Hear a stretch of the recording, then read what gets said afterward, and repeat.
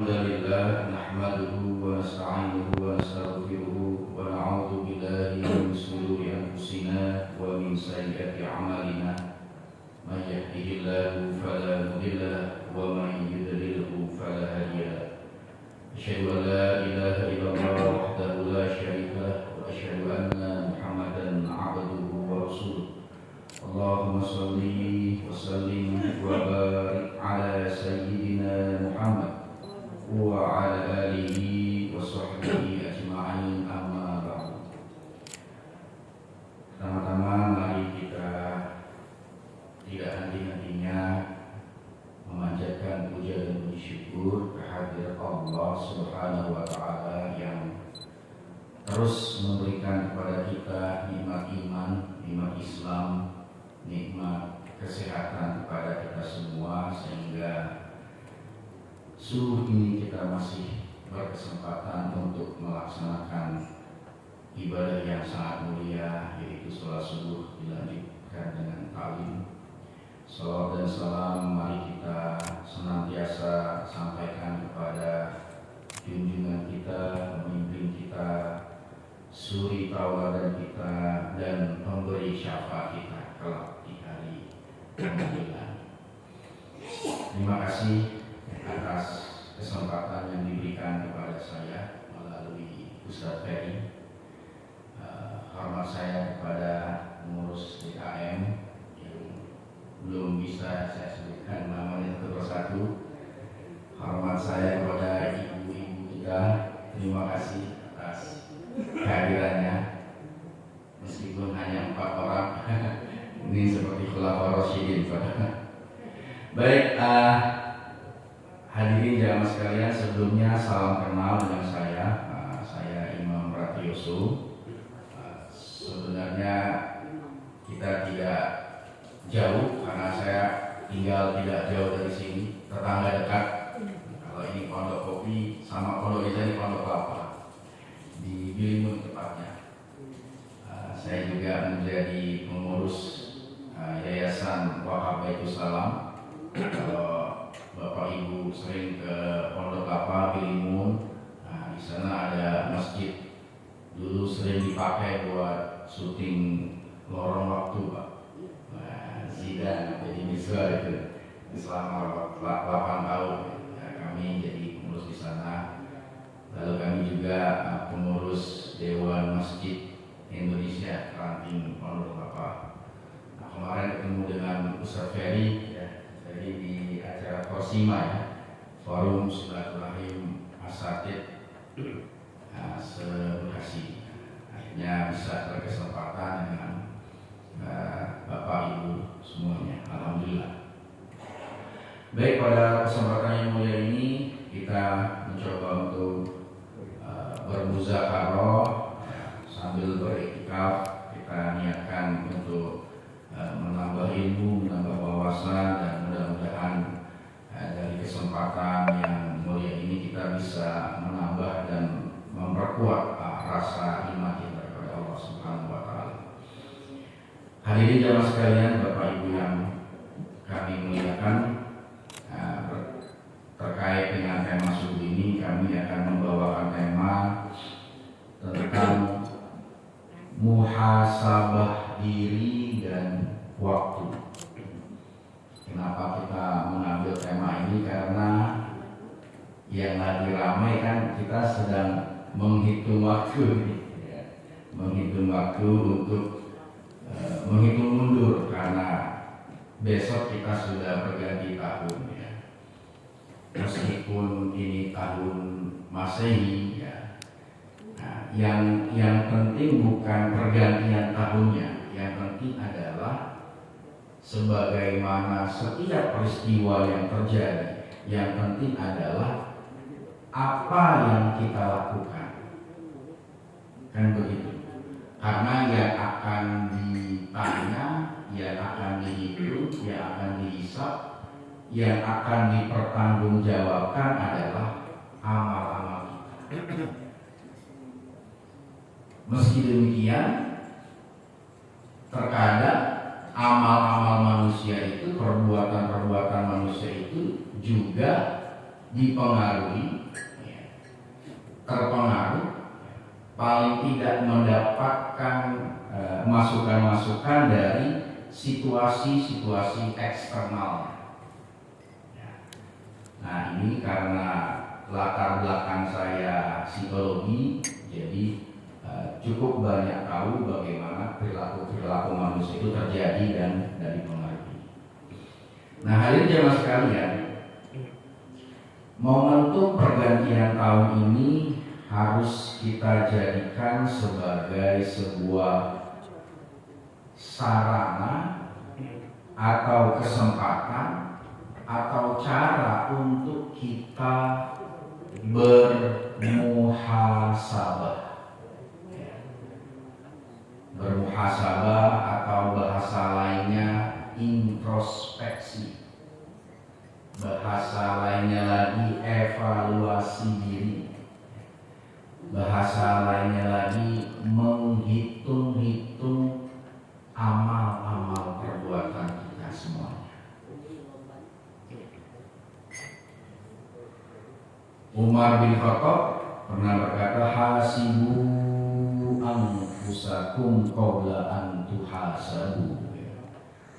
Hisablah atau hitunglah atau evaluasilah diri kamu sebelum kamu akan dihisab, akan dievaluasi oleh eksternal kamu, oleh selain diri kamu, yaitu Allah Subhanahu wa Ta'ala, agar kita bisa dengan tenang, dengan lancar, dengan penuh keyakinan, dengan penuh ketenangan saat kita mempertanggungjawabkan semua amal-amal kita di hadapan Allah di hari kemudian. Berkaitan dengan ini, Allah selalu mengingatkan, sebagaimana diinfokan dalam Al-Quran surah Al-Hasyr, ya ayyuhalladzina amanu ittaqullaha wal tanzur nafsum ma qaddamat lighad wattaqullaha innallaha khabirum bima ta'malun. Wahai orang-orang yang beriman, bertakwalah kepada Allah. Jadi perintah pertama itu bertakwa.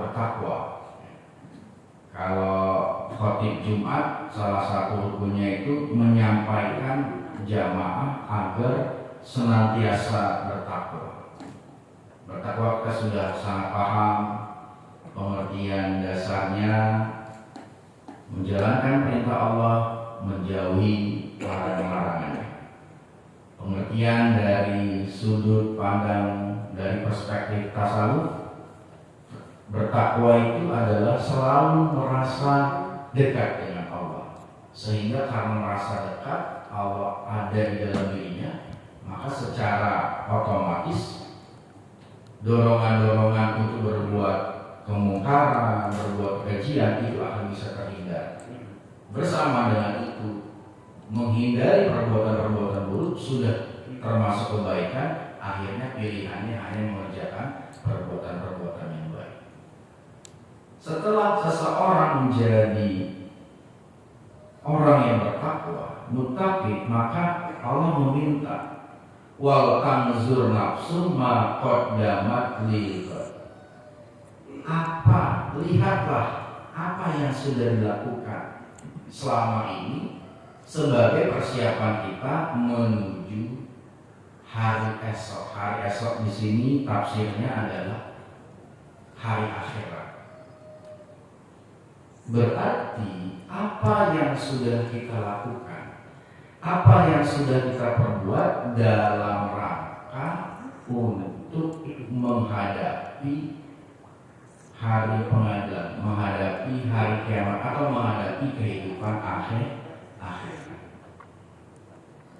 Nah, ketika kita melakukan muhasabah ini, meskipun pengertiannya sederhana, bermuhasabah di dalam diri sendiri, sebenarnya itu kemudian mengkaitkan diri kita dengan kehidupan yang jauh lebih luas lagi, dengan pemahaman yang jauh lebih luas lagi, dengan mengkaitkan semua yang terjadi pada diri kita semua yang ada di dalam diri kita dan di luar diri kita.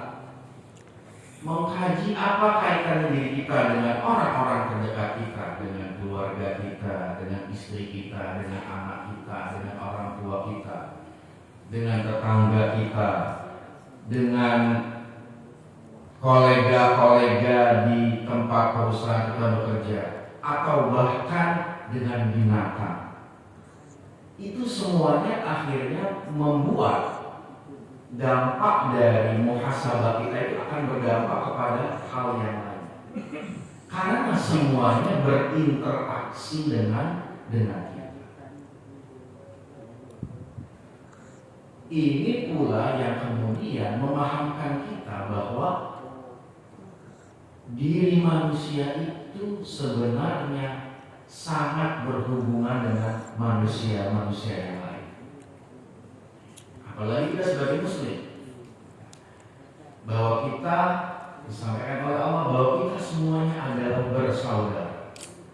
Maka ketika kita bermuhasabah, kita tentu akan muncul pertanyaan kepada diri kita, apa yang sudah kita lakukan terhadap saudara-saudara kita? Kalau sekarang kita berjamaah ada sekitar 20-30 orang, rutin setiap hari ketemu di masjid melalui sholat 5 waktu, melalui taklim, muhasabah kita akan menghasilkan jawaban sekaligus pertanyaan sekaligus PR. Apa yang sudah kita lakukan kepada jamaah-jamaah di samping kita? Apakah kehadiran kita sudah memiliki dampak, sudah bernilai kepada orang-orang di sekitar kita? Atau apakah kehadiran kita ini sudah membuat ketenangan, kebahagiaan kepada orang-orang di samping kita? Betul nggak Bapak Ibu? Bapak Ibu pernah ada acara, ya, mungkin acara di rumah, acara keluarga, acara RT, acara RW, ataupun acara kantor. Nanti kita duduk, kita biasanya akan bertanya, nanti aku duduk sama siapa ya? Betul nggak? Jangan duduk sama dia. Ya.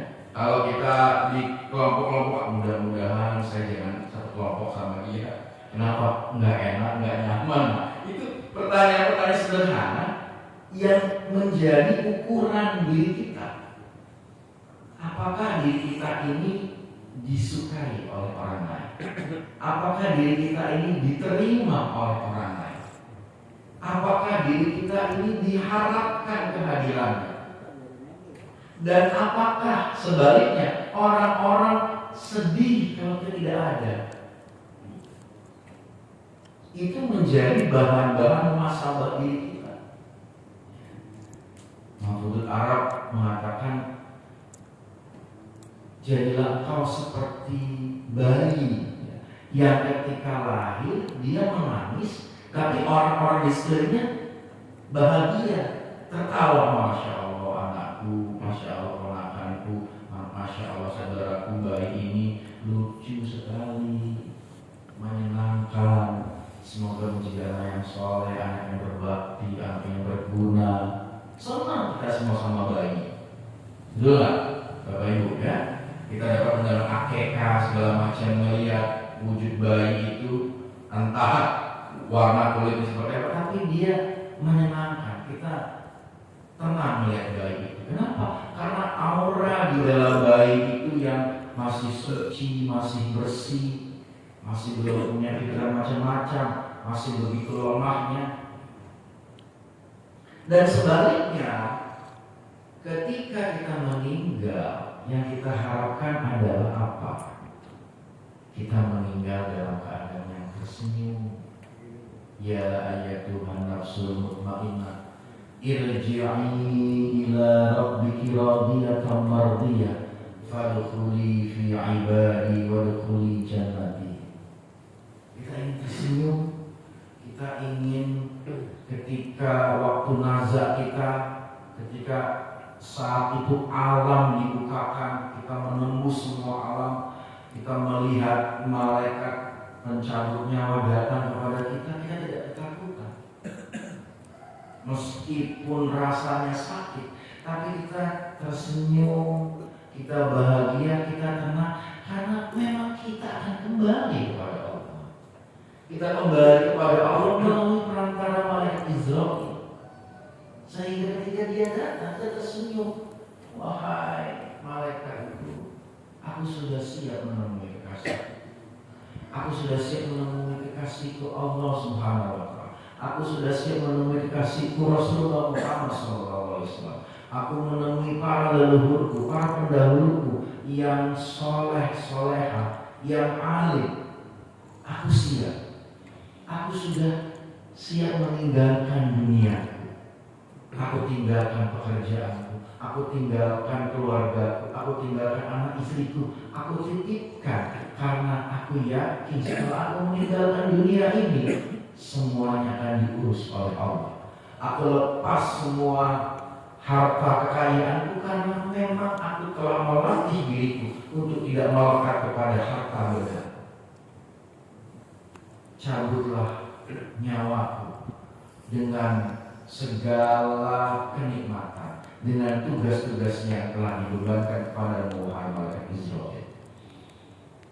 Indah sekali kalau kita bisa mengalami kematian seperti itu. Amin ya Rabbal alamin. Kita meninggal dalam keadaan yang tersenyum bahagia. Orang-orang di sekeliling kita melihat kita penuh dengan kesedihan. Sedih karena ada orang sebaik ini meninggalkan kita. Sedih karena mungkin saat ditinggalkan kita belum bisa menemukan penggantinya dalam waktu yang cukup cepat. Mungkin kita akan kehilangan senyumnya, kita akan kehilangan ramah-ramahnya, kita akan kehilangan kebaikannya, kita akan kehilangan kesabarannya, kita akan kehilangan sahabat kita yang senantiasa bersabar, yang senantiasa menjadi tempat curhat kita. Orang-orang di sekeliling kita menangis, bahkan ada yang meraung-raung. Seperti Rasulullah ketika meninggal, banyak orang yang tidak percaya, banyak orang yang histeris. Apalagi seorang sahabat sekelas Umar bin Khattab ketika mendengar berita Rasulullah wafat, marahnya minta ampun. Dia langsung memegang kerak orang yang menginfokan Rasulullah telah meninggal. Siapa yang bilang Rasulullah meninggal? Rasulullah tidak meninggal. Rasulullah seperti Nabi Musa yang hanya pergi ke Bukit Sinai selama 40 hari. Rasulullah tidak meninggal. Saking Umar bin Khattab mencintai Rasulullah, saking tidak percayanya orang yang sedemikian mulia bisa meninggal. Sampai akhirnya Abu Bakar Siddiq menyadarkan Umar dan menyadarkan Umar sekali. Rasulullah telah wafat. Rasulullah kekasih kita telah wafat karena beliau adalah manusia biasa. Tapi barang siapa yang menyembah Allah, Allah tidak pernah mati. Nah, konteksnya adalah kematian Rasulullah begitu menggemparkan, begitu meninggalkan duka di kalangan umat. Itulah yang kita lihat kepada orang-orang soleh, orang-orang baik yang meninggal. Semua orang datang berziarah dengan ikhlas. Semua orang berebut untuk mensolatkannya, menyempatkannya melakukan kewajiban-kewajiban kifayah atas mayit, menyempatkan untuk melihat, menyempatkan untuk menghantarkan ke liang lahat. Itu gambaran daripada kemuliaan manusia. Nah, muhasabah ini adalah perlu dilakukan untuk mencapai makom-makom kemuliaan seperti itu. Nah, kembali kepada muhasabah tadi. Kalau muhasabah itu adalah menghitung-hitung, berarti harus ada ukuran-ukuran. Ya, kayak dulu kan kita kalau waktu sekolah kan terima rapor tuh, ya Bapak Ibu ya. Terima rapor, kalau zaman dulu ada triwulan, ada semester, sekarang semesteran kan. Terima rapor, atau kita kemarin misalnya Bapak Ibu mungkin punya cucu ya, datang ngambil rapot cucunya, anaknya, gurunya menerangkan, oh rapot anak Bapak matematikanya 8, ada KKM-nya, IPA-nya 7, bahasa Indonesia-nya 9. Itu nilai rapot. Nilai rapot itu apa? Nilai rapot itu adalah ukuran dari seorang siswa dibandingkan atau dilihat dengan ukuran standar yang harus dicapai oleh siswa tersebut. Jadi ada standar minimumnya, misalnya standar minimumnya 6. Oh dia sudah 7, dia sudah 8, atau dia sampai di 6, atau dia di bawah standar rata-rata. Nah, berarti analoginya muhasabah kita pun demikian. Muhasabah kita pun demikian. Maka kita harus punya ukuran-ukuran di mana ukuran itu idealnya harus lebih tinggi daripada kemampuan kita. Maka kita pun harus mencari contoh yang lebih baik daripada kita. Nah, jadi membandingkan diri kita itu perlu dalam konteks kebaikan. Bukan membandingkan dalam arti menjatuhkan mental kita, tapi justru membandingkan untuk membuat diri kita merasa masih belum baik, dan kita perlu meningkatkan diri kita untuk lebih baik dari diri kita yang dahulu untuk sama dengan orang-orang yang baik. Nah, disitulah kita perlu belajar sejarah-sejarah dari umat-umat terdahulu. Kita belajar dari Imam Syafi'i, 4 imam mazhab. Kita belajar dari ulama-ulama soleh. Kita belajar dari ulama-ulama sufi, dari Rabi'ah al-Adawiyah. Kita belajar bagaimana ibadah mereka, bagaimana sholat mereka, bagaimana wirid mereka, bagaimana ngaji mereka. Ukuran-ukuran itulah yang selalu membuat kita merasa ingin lebih baik dan ingin lebih baik lagi. Rasulullah menyampaikan, lihatlah yang lebih baik darimu dalam urusan agama, dalam urusan akhirat. Jadi kita kalau urusan agama, urusan ibadah, kita lihat kepada yang lebih baik. Wah, dia sholatnya Masya Allah khusyuk, rakaatnya Masya Allah kuat sekali ibadahnya, wiridnya panjang, tilawat Al-Qur'annya tidak pernah berhenti, puasanya ini seperti dia. Cari ukuran yang lebih tinggi. Tapi untuk urusan dunia, urusan harta benda, urusan dunia, popularitas, jabatan, apalagi pokoknya segala yang duniawi, lihat ukuran yang lebih rendah. Kenapa? Supaya kita lebih bisa bersyukur. Itu saja kuncinya. Kita alhamdulillah sudah punya 1 mobil.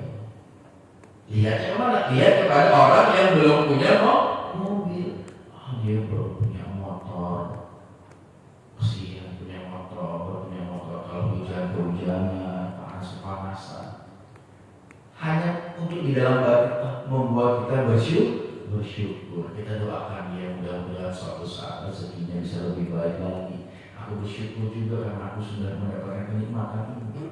Itu untuk ukuran dunia, lihat yang lebih rendah.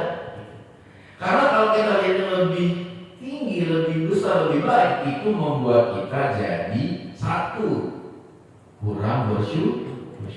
2, menjadi celah setan untuk menggoda kita menjadi iri. Itu kok kaya banget ya. Itu kerjanya apa ya? Jangan korupsi, jangan nggak halal, wah itu sudah dosa, sudah bergibah meskipun di dalam hati, sudah berprasangka buruk. Kenapa? Karena yang dilihat adalah ukuran dunia. Nah, celakanya Bapak Ibu sekalian, itu yang terjadi di masyarakat kita. Menilai orang, mengukur orang itu bukan dari kesolehan, bukan dari kejujurannya, bukan dari kealimannya, bukan dari ketawaduannya, bukan dari ketekunannya, bukan. Mengukur orang lalu menghormati orang itu berdasarkan kekayaan yang dia miliki.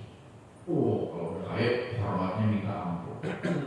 Kalau sudah kaya diterima, tidak peduli berapa dosa yang dia perbuat. Itulah kenapa banyak koruptor-koruptor itu bisa dengan tenang melakukan korupsinya, karena yakin karena begitu selesai di penjara dengan harta yang dimilikinya, dia tetap akan diterima, dihormati, bahkan dipuja-puja oleh masyarakat. Ini juga menjadi bahan dan dampak dari muhasabah yang kita lakukan. Selanjutnya, Bapak Ibu jamaah sekalian, muhasabah juga itu akan menumbuhkan penyesalan. Ya. Saya rasa tidak ada kita ini yang hidup tanpa penyesalan. Ada nggak Bapak Ibu? Saya rasa kita semua minimal pernah merasakan yang namanya nyesal. Contoh yang sederhana lah ya, urusan dunia misalnya. Dulu kenapa ya kok saya nggak rajin lambung ya dari muda ya? Ya kan?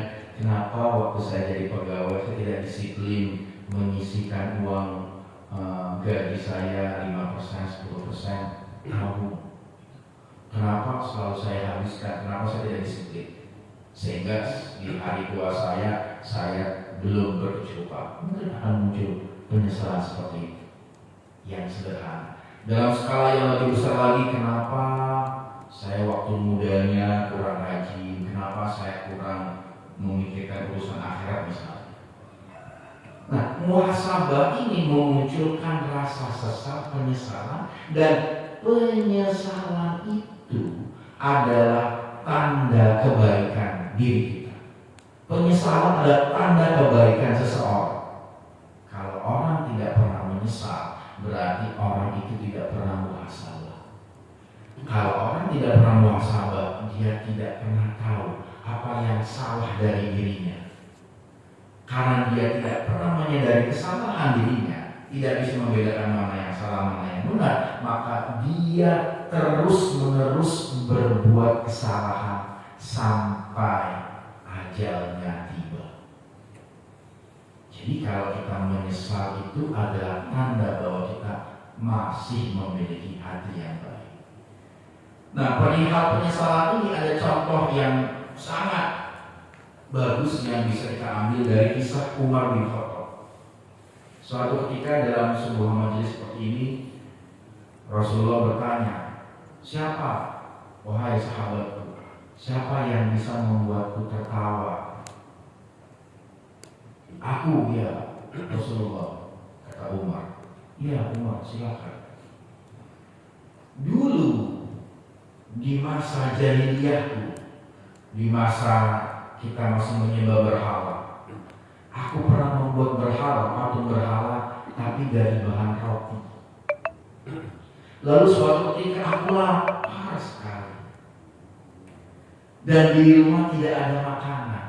Maka sesudah aku menyembah berhala yang bahannya yang aku buat sendiri dari roti itu, berhala itu aku makan. Tidak bisa sembah roti yang dalam itu, karena lapar itu nggak ada makanan, udah patung roti itu dia makan. Umat wow, semua tertawa. Kok bisa patung roti yang dianggap Tuhan itu akhirnya dimakan, Tuhannya dimakan. Akhirnya Rasulullah tertawa, tersenyum ya. Lalu siapa yang bisa membuatku menangis? Rasulullah, aku ya Rasulullah. Umar juga menjawab, dulu masih di zaman jahiliyah. Masih di zaman jahiliyah, zaman di mana perspektif nilai-nilai hidup, pandangan hidup itu sangat-sangat jahiliyah. Salah satu di antara nilai-nilai jahiliyah itu adalah kaum Quraisy ketika itu tidak senang memiliki anak perempuan. Dan kalau punya anak perempuan, nauzubillah astagfirullah, dikubur hidup. Dan itu dilakukan oleh Umar bin Khattab. Dikubur hidup dengan tangannya sendiri, dengan matanya sendiri. Saat itu semuanya menangis karena yang melakukannya tidak hanya Umar. Semua yang berada di zaman jahiliyah, mengingat sebelum mengenal Islam, semuanya menangis. Betapa bodohnya, betapa jahatnya, betapa hitamnya hati masa-masa jahiliyah ketika itu, mengubur hidup anak perempuannya. Nah, itu kisah dari penyesalan yang disampaikan oleh Umar bin Khattab. Maka kita perlu bermuhasabah, kita perlu untuk kemudian tertawa sendirian. Tidak dalam pengertian majnun, bukan. Apa yang kita tertawa sendirian? Dalam pengertian tadi, kita kadang-kadang perlu menertawakan kebodohan kita di masa lalu. Dan bila kita mampu menertawakan diri sendiri, oh iya aku bodoh ya, oh iya aku selugu itu ya, oh aku kok selugu itu. Kita mungkin pernah tipu, atau kita melakukan hal-hal yang bodoh lagi, kita tertawa sendiri. Itu penting, itu perlu dalam kacamata psikologi. Apa? Untuk membuat jiwa kita lebih hidup. Kita mengakui kelemahan kita menerima kelemahan kita menerima kebodohan kita. Dan sebaliknya, kita merasa sedih, menyesal. Kok aku setega itu ya? Kok aku sejahat itu ya? Kok aku sepelit itu ya? Nah, kita menyadari bahwa di dalam diri kita ada sisi baik dan ada sisi buruk. Dan sisi baik dan sisi buruk ini, kemalaikatan kita dan setan-setan kita, semuanya bertumpur sepanjang hidup kita. Dan tugas kita adalah memenangkan pertempuran atas hawa nafsu dan setan yang ada di dalam diri kita. Hadirin sekalian, terkait dengan pergantian waktu, tentu berkenaan dengan waktu, banyak sekali ayat-ayat yang disampaikan oleh Allah terkait dengan waktu, dan surat yang terkenal adalah Al-Asr. Kita sudah sama-sama paham, sama-sama hafal ya. Wal asri innal insana lafi khusrin illa alladziina aamanu wa 'amilus shalihati wa tawassaw bil haqqi wa tawassaw bis sabr. Banyak sekali pelajaran dalam surat Al-Asr ini. Wal asri, Allah bersumpah demi atas yang dia buat, waktu. Bayangkan Allah yang seperkasa itu bersumpah atas nama waktu. Berarti waktu ini sesuatu yang maha dahsyat, yang luar biasa, yang kita tidak bisa mengaturnya. Kita hanya bisa mengisinya, mengiriminya. Maka ada istilah, kalau harta hilang bisa dicari lagi, tapi kalau waktu hilang nggak bisa dicari lagi. Nah, innal insana lafi khusrin, manusia ini semuanya dalam keadaan yang merugi, Bapak Ibu. Ada berapa jumlah manusia sekarang, Bapak Ibu, di muka bumi ini? Orang itu ada 7 miliar sedunia. Semuanya ini rugi karena mau negara mana, mau yang baru habis menang Piala Dunia kemarin ya, Argentina, rugi semuanya. Merugi berarti apa ya? Rugi namanya rugi, bangkrut, hancur, broken. Illa, kecuali siapa mereka? Alladzina amanu. Yang pertama adalah yang beriman. Alhamdulillah, kita sudah masuk dalam kelompok ini. Tentu ini dalam kacamata Allah, dalam kacamata Islam. Berarti selain yang beriman, rugi semuanya. Rugi dalam pengertian akhirat. Kalau dalam pengertian dunia, ya banyak definisinya. Ya. orang kaya, orang berhasil, orang sukses. Itu dalam definisi dunia, dalam definisi akhirat, dalam pengertian akhirat, semuanya rugi. Yang untung hanya orang yang beriman. Setelah beriman, wa amilus sholihat, yang beramal soleh. Amal soleh itu pengertiannya paling gampang adalah berbuat baik. Islam sangat menghargai dan banyak memberikan contoh berbuat baik. Tersenyum itu sudah berbuat baik. Tabasum, kamu bertemu dengan teman tersenyum saja, itu sudah amal soleh. Mulia sekali Islam ini. Kemudian engkau menyingkirkan duri di tengah jalan agar orang yang tidak tahu, itu sebuah kebaikan, masya Allah. Mulia sekali Islam itu, menggambarkan dengan sangat detail. Nah berarti setelah kita beriman, pekerjaan kita sudah amal soleh itu saja. Amal berbuat baik yang kita punya. Kalau kita punyanya cuma segini, ya itu yang kita pakai. Kalau kita mampunya pun hanya tersenyum, ya tersenyumlah. Kalau di jamaah ini ada 30 orang, berarti kita ketemu 30 kali tersenyum ibu ya. Itu sudah memberikan betapapun kita sedang sedih, sedang gelisah, sedang mumet, sedang dikejar-kejar dari kolektor, tetap tersenyum. Kenapa? Karena orang lain sebenarnya tidak pernah peduli dengan apa yang kita rasakan. Orang lain itu hanya peduli kamu ngasih apa ke saya. Ya kasih apa? Kasih senyuman. Watawa, kalau sudah beriman, berbuat baik, terus konsisten. Nah, jadi iman amal soleh itu bisa dalam arti pribadi, bisa dalam arti kolektif, jamaah. Watawasau bil haqqi. Nah, berarti saling menasihati dalam kebenaran.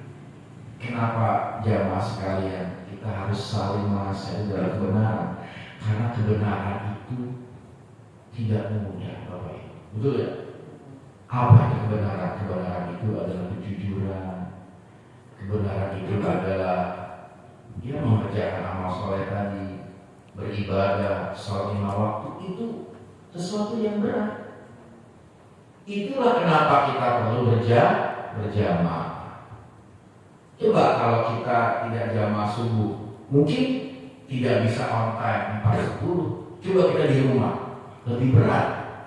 Baru jam 3:30 tidur lagi. Ya udah azan, baru azan, nunggu komat tidur lagi. Ya, karena setannya lebih banyak kepada diri kita. Itulah Allah wa tawasau bil haqqi, saling menasihati. Karena menjadi benar itu berat. Menjadi benar tidak mudah, maka kita perlu berjamaah untuk mengingatkan. Dan agama itu juga datang sebagai peringatan, tazkir, mengingat.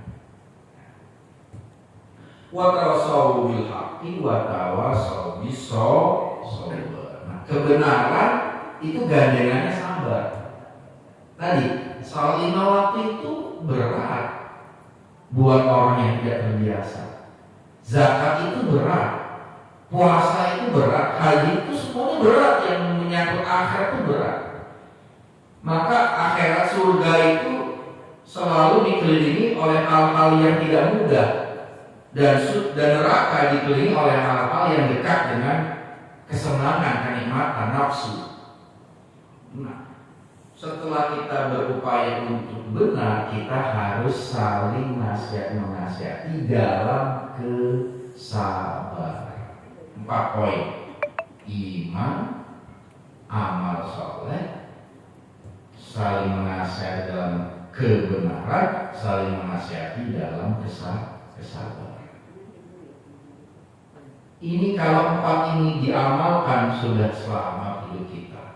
Ada beberapa tafsir yang menyatakan bahwa keutamaan al-aswad ini Surah Al-Asr. Seandainya Al-Quran tidak diturunkan dan cukup surah Al-Asr ini, itu cukup sebagai petunjuk manusia. Itu hebatnya Al-Quran. Jadi Al-Quran yang 30 juz bisa istilahnya disarikan dengan hanya beberapa surat, termasuk surat Al-Asr ini. Karena memang maknanya sangat dalam. Kalau keempat-empatnya kita lakukan, ya kita akan selamat dunia dan akhirat. Nah, terakhir Bapak Ibu sekalian, sebagai ta'lim kita adalah terkait dengan muhasabah kita adalah apa yang menjadi musuh kita selama ini di dalam diri kita, di dalam kehidupan kita. Tentu banyak sekali yang namanya musuh. Tapi musuh yang paling berat sebenarnya adalah diri kita sendiri. Musuh yang paling berat sebenarnya adalah amarah kita sendiri, nafsu kita sendiri, ketidaksucian hati kita sendiri, iri hati kita sendiri, ketidakikhlasan, ketidaksyukuran, dan segala hal-hal yang negatif di dalam diri kita. Maka upaya kerja keras, bahkan jihad yang tidak boleh berhenti, yang harus terus kita perjuangkan di dalam hidup kita sebagai bagian dari muhasabah kita ini adalah berjihad untuk melawan diri kita sendiri. Sebenarnya masalah kita dengan orang lain memang ada, tetapi tidak besar sebenarnya. Konflik kita dengan orang lain memang mungkin ada, tapi tidak besar sebenarnya. Yang digambarkan media, atau mungkin kita dulu pernah konflik sampai ke kasus hukum, sampai ke kepolisian, sampai ke kejaksaan, sampai ke pengadilan, mungkin kita pernah. Tapi itu pun sebenarnya ringan saja. Musuh yang paling berat itu adalah kita sendiri. Kenapa demikian? Ya karena kita ada di dalam diri kita. Kalau orang lain, misalnya kita konflik dengan si A, ya paling kita marah kalau lihat dia. Kalau dia nggak ada, ya marahnya serius. Tapi kalau diri kita sendiri ada di dalam diri kita sendiri. Maka semangat yang harus terus kita bangun adalah semangat untuk melawan diri kita sendiri. Setelah kita melawan, kita menguasai, kita mengendalikan, lalu kita berdamai dengan diri kita sendiri. Jadi orang yang harus paling kita sayangi sebelum orang lain adalah diri kita sendiri. Kita sayangi imam yang sabar, kalau diomongin orang yang sabar, imam berjuang lagi, semangat lagi, mencari nafkah lagi, ingat anak istri, perlu biaya, perlu sekolah, berjuang. Imam berjuang, ada umat yang terus tidak boleh berhenti. Nah, terkait dengan ini, saya mengutip dari perspektif psikologi, ada istilah namanya, Bapak Ibu sekalian, namanya self talk. Apa? Self talk. Kita itu ngomong sendiri, bergumam. Kan sebenarnya, aduh, salah gua. Kenapa begitu ya? Atau nanti ada undangan, dia pakai baju apa ya? Ibu-ibu biasanya nih, aduh bajunya kok nggak ganti-ganti ya? Nanti apa kata orang? Nah, itu namanya self talk. Nah, self talk itu tuh muncul terus tuh. Mungkin berbentuk suara telinga, mungkin berbentuk gambar dalam pikiran kita, itu bagian dari self talk. Nah, dalam rangka itu kita harus membuat self talk yang positif, yang optimis, yang membangun sebagai bagian daripada menyayangi diri kita sendiri. Karena apa, Bapak Ibu sekalian? Allah itu sudah sangat sayang sama kita. Laqad khalaqnal insana fi ahsani taqwim. Allah sudah membuat manusia itu dalam sebaik-baik penciptaan. Berarti Allah sayang banget sama kita. Loh, Allah saja yang pencipta kita ini udah sayang banget, ya, yang udah sayang banget. Kok kita nggak sayang sama diri sendiri? Berarti kan kita tidak menghormati pencipta kita. Kenapa kita tidak merawat diri kita? Kenapa kita tidak membersihkan fisik kita? Kenapa kita tidak membersihkan wajah kita? Itu baru soal fisik. Apalagi rohani. Kenapa kita tidak merawat rohani kita, jiwa kita? Kenapa kita lebih khawatir dengan penyakit-penyakit fisik? Apakah itu kolesterol, apakah itu asam urat, apakah itu diabetes, apakah itu stroke, apakah itu jantung? Kenapa banyak orang lebih khawatir tentang hal-hal yang berbau fisik? Dan sebaliknya, kenapa tidak khawatir kalau dia punya rasa iri, kalau dia punya rasa tidak ikhlas, kalau dia punya rasa dengki, kalau dia punya ketamakan? Nah, ini bagian daripada muhasabah, bahwa kita mulai menggeser sudut pandang kita, bahwa yang lebih utama yang harus kita perjuangkan adalah kebersihan, kesehatan rohani kita, kesehatan mental kita, kesehatan pikiran kita. Baru setelah itu kesehatan fisik juga akan mengikuti apa yang ada di dalam diri kita. Kenapa demikian? Karena nanti yang akan kembali kepada Allah ketika inna lillahi wa inna ilaihi rajiun, tubuh kita yang dijaga baik-baik itu akan kembali ke tanah dan rusak. Sebaliknya, roh yang ketemu Allah itu adalah roh yang kemarin bahagia, adalah roh yang kemarin iri hati, adalah roh yang kemarin dengki. Maka kita harus memperbaiki rohani kita sehingga seperti yang di awal saya sampaikan tadi, kita menemui Allah dengan penuh kebahagiaan, penuh keikhlasan, penuh ketenangan dan penuh kedamaian. Baik, saya kira itu Ustaz Ferry yang bisa saya sampaikan. Mungkin bila memang masih ada waktu, ada interaktif atau tanya jawab, saya serahkan kepada Ustaz Ferry.